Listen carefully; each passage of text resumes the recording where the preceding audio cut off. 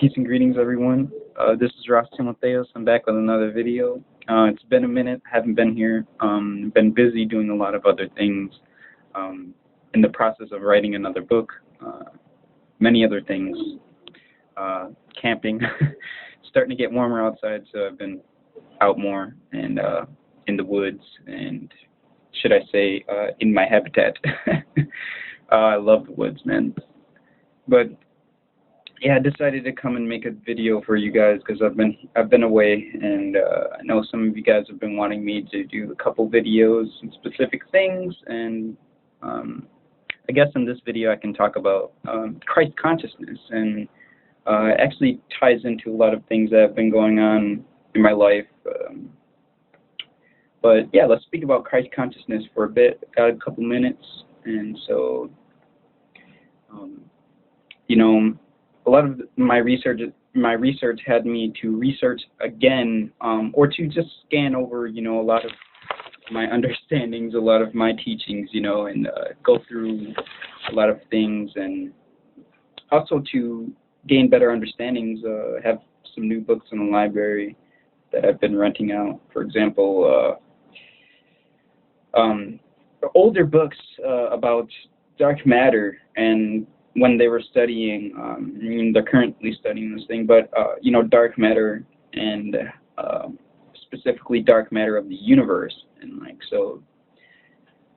been studying a little bit about that, and also some more books, going into the origin of the universe and things like that.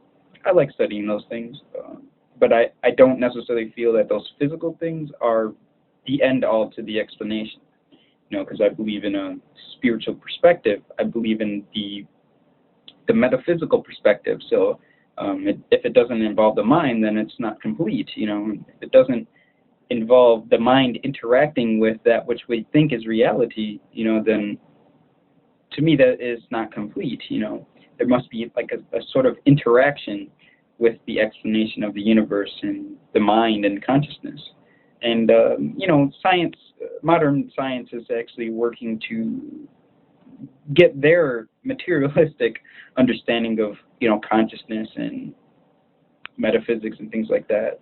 And I use the term metaphysics to describe more of the type of understanding that I have, not so much the end-all to say what understanding I have, if that makes sense.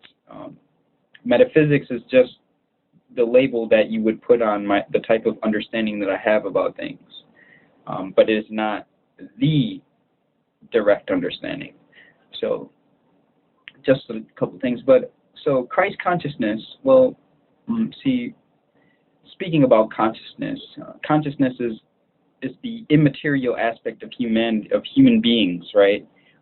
It involves our mind, our intelligence, and that which also involves the spirit. Which then involves the body. But in and of itself, Christ consciousness is built in the accordance with the Christ ideal, or the absolute relationship with what is called the Father. In biblical terms, is called the Father. And so Christ consciousness would be the perfect mind, the divine mind, which was in Jesus Christ when he had his time on earth. And so to break that down, when we have the understanding of Christ within us, and we by meaning of Christ, I'm speaking of the mind that is in tune, the anointed mind, the one mind that is in perfect relation with what is termed the Father, or the divine mind. So Jesus represents the spiritual man within all of us, who we must raise the principle, this spiritual. We must raise this principle of the human self to the spiritual self, and so when we raise this principle, we rid ourselves from the animal cells. We rid ourselves from the mundane, and we take upon the spiritual, and we take upon the Christ ideal.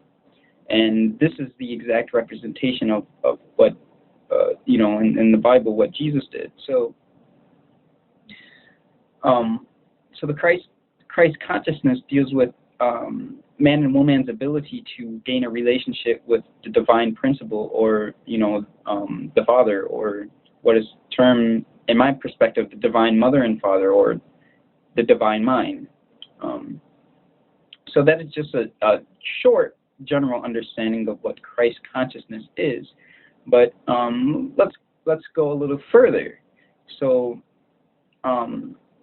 Christ, what Christ signifies is the anointed aspect, or the spiritual Godhead aspect of the man within us named Jesus. And when we raise this aspect to the highest part of ourselves, which is the Ras, of the head, we become the priest of the temple.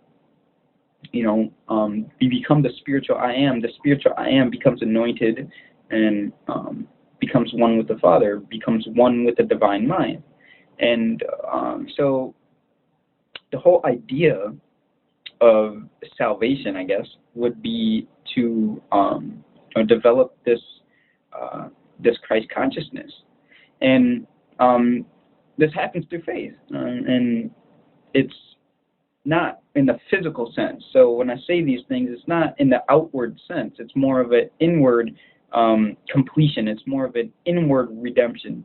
So you turn your mind inwards. You turn your thoughts, your feelings, your emotions inward. You turn these faculties, the spiritual faculties, then become turned on, so to say. And so there's 12 spiritual faculties of self that we must raise to the spiritual level in order to receive that Christ ideal, or the Christ consciousness. And so this represents our relationship with the God within, with the divine mind within.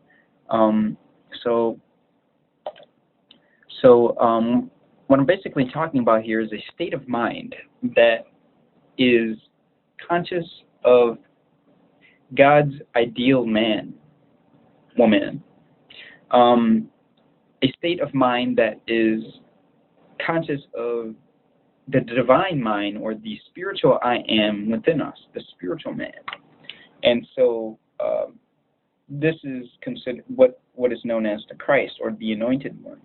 And so we have sense consciousness, which represents the beliefs and our acts, which we have that are through the senses. And so to rise out of the sense consciousness, we must return to the conscious oneness, or the conscious atonement with God, or the divine mind, divine mother and father of ourselves, of the world, of creation. And so basically, to tie it all into today, each and every day we wake up. Each and every day we have the ability to seek the divine mind within. Each and every day we have the ability that we are alive in the flesh. We have the ability to go beyond the flesh. We have the ability to go beyond our sense-conscious understanding, skin, sin. We have the ability to go beyond that. We have the ability to go beyond skin or flesh, materiality, and return to skin represents that which has been created, and so mind represents that which creates, right? So the divine mind, which would be the mind of the cosmos itself, all of it, all of the universes within it. And so, the thoughts within our minds are the spiritual or physical aspects which we raise to that higher self, or we raise to the Christ aspect. And so we do this by faith. Well, what do I mean by faith?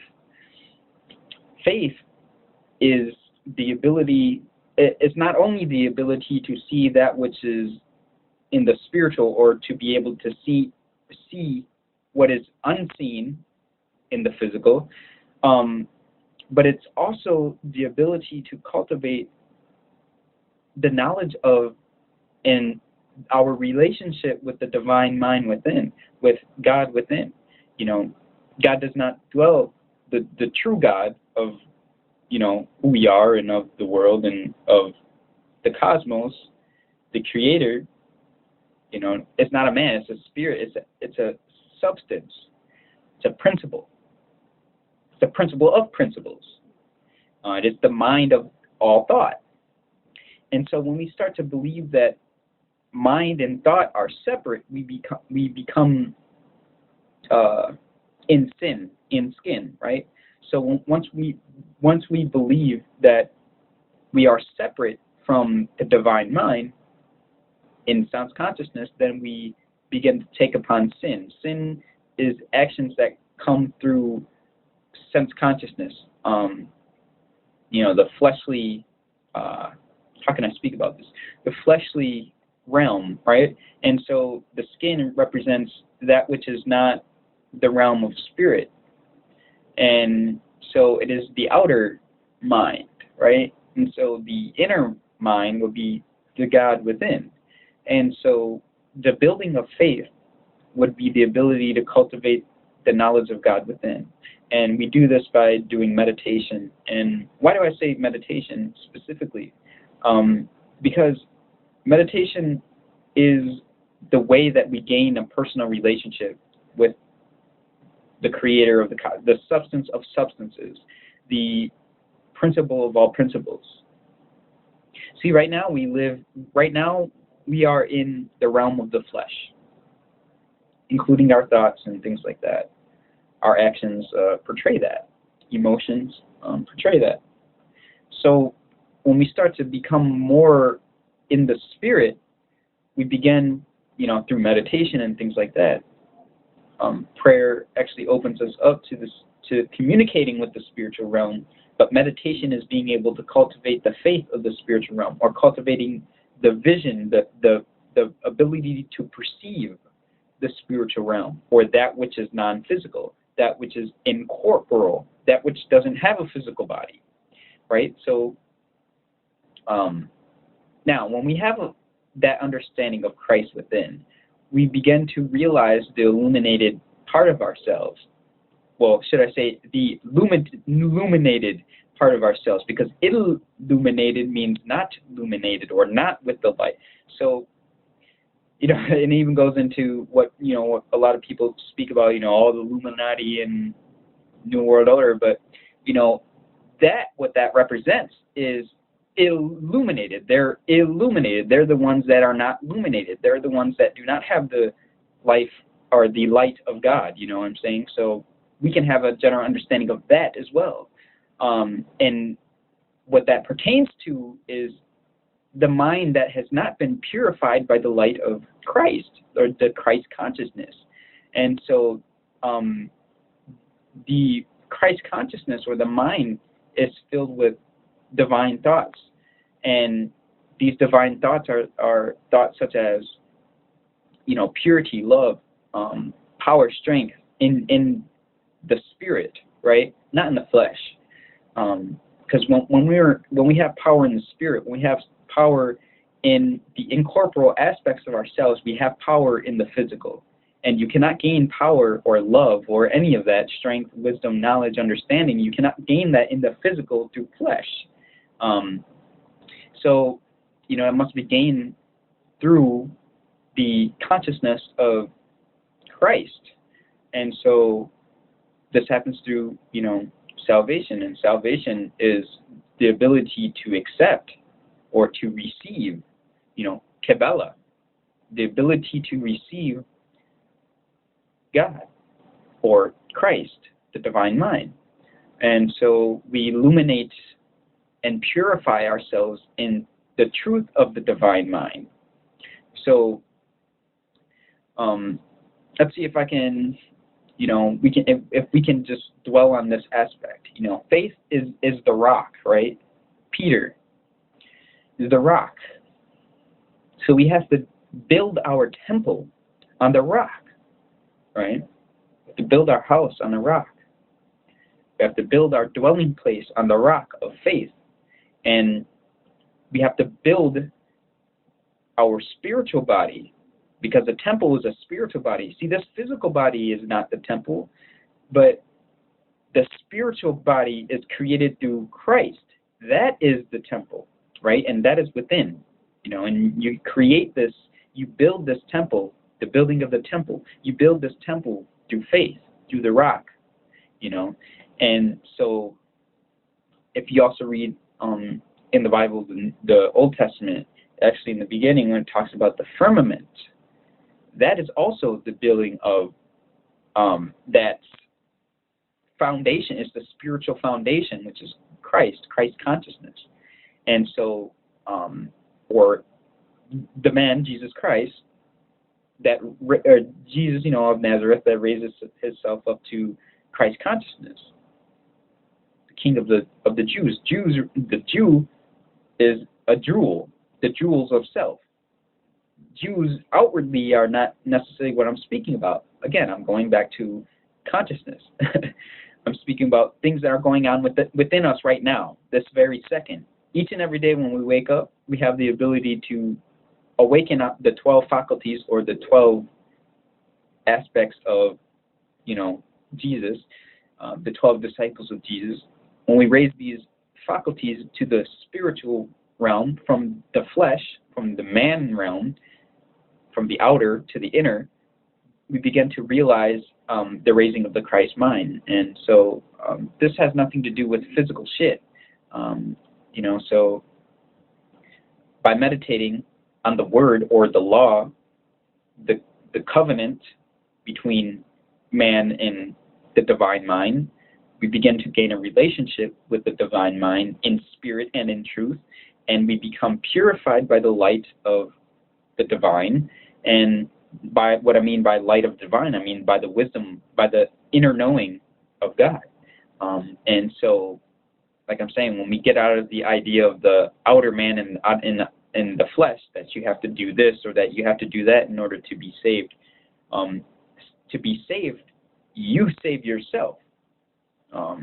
And so you save yourself by changing your mind, repenting, by changing your mind to Christ consciousness, or to the ways of that light, the divine light, in truth and spirit. So I'm going to stop talking just for a moment and let you guys ponder on what I just spoke about.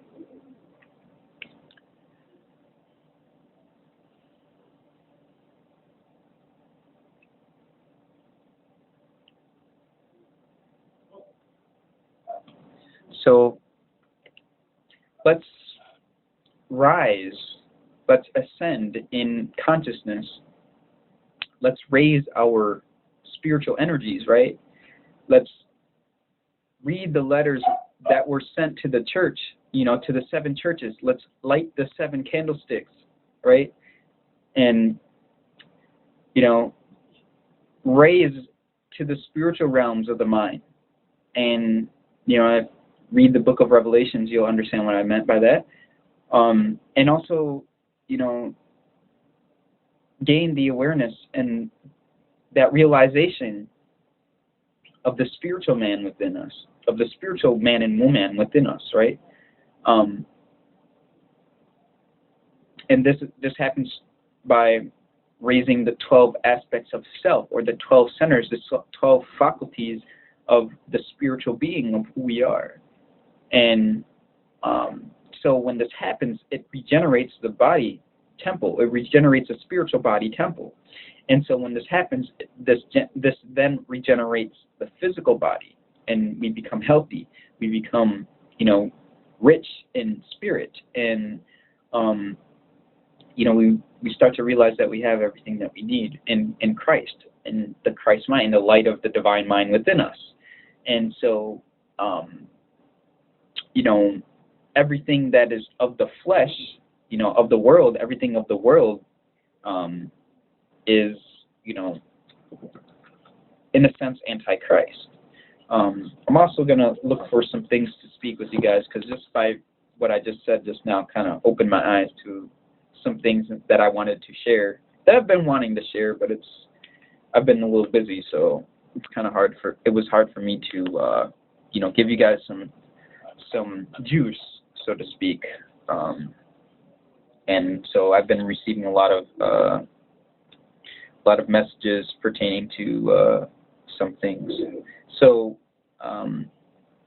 in the book of John, I'm reading John 3:12, and it's speaking about, how would I just read it to you guys? I have a couple minutes left, so I'll read it and then go over it. And then, I'll speak to you guys in the next video. Tell me what you guys think, comment, rate, subscribe. So, John 3:12. If I have told you earthly things, and ye believe not, how shall ye believe if I tell you of heavenly things? And no man hath ascended up to heaven, but he that came down from heaven, even the Son of Man, which is in heaven. And as Moses lifted up the serpent in the wilderness, even so must the Son of Man be lifted up, that whosoever believeth in him should not perish, but have eternal life. For God so loved the world, that he gave his only begotten Son, that whosoever believeth in him should not perish, but have everlasting life. For God sent not his Son into the world to condemn the world, but that the world through him might be saved. He that believeth on him is not condemned, but he that believeth not is condemned already, because he hath not believed in the name of the only begotten Son of God. And this is the condemnation, that light is to come into the world, and men love darkness rather than light, because their deeds were evil. For everyone that doeth evil hateth the light, neither cometh to the light, lest his deeds shall be reproved. But he that doeth truth cometh to the light, that his deeds may be made manifest, that they are wrought in God. So now going down to 3:30, John 3:30, he must increase, but I must decrease. He that cometh from above is above all. He that is of the earth is earthly, and speaketh of the earth. He that cometh from heaven is above all. And what he hath seen and heard, that he testifieth, and no man receiveth his testimony. He that hath received his testimony hath set to his seal that God is true. For he whom God hath sent speaketh the words of God. For God hath not the Spirit by measure unto him. The Father loveth the Son, and hath given all things unto his hand. He that believeth on the Son hath everlasting life, and he that believeth not on the Son shall not see life, but the wrath of God abideth on him. So I'm just going to go over a little bit, still have time. So just like it was saying, what it's speaking about, he must increase, but I must decrease, meaning the Christ consciousness must increase, but who we are as material beings, when we see ourselves as material beings, we are sinning because we are separating ourselves. We are perceiving a separation between man and the divine mind. And so when we allow that physical, fleshly aspect of ourselves to decrease, and we gain knowledge and understanding of the divine mind within through the Christ consciousness, we then increase. And so going back to 3:12, it's speaking, I have told you earthly things, and ye believe not. How shall ye believe if I tell you of heavenly things? So if someone speaks about physical things and you don't believe the physical things, how can you believe of the spiritual things when someone speaks to you about the spiritual things? And then it also speaks about that as Moses lifted up the serpent in the wilderness, as Moses lifted up the serpent in the wilderness, even so must the Son of Man be lifted up. So right there, it's should be well understood. There was also a couple things I wanted to read too again, and but I don't think I'll have time to do that. Yeah, I think I'll just wait till the next time to speak on that. But yeah, thanks for watching this video. Hopefully you guys got something out of it. I know I've been gone for a minute, so let me know what you guys think, and like, comment, rate, subscribe. Thanks. Peace.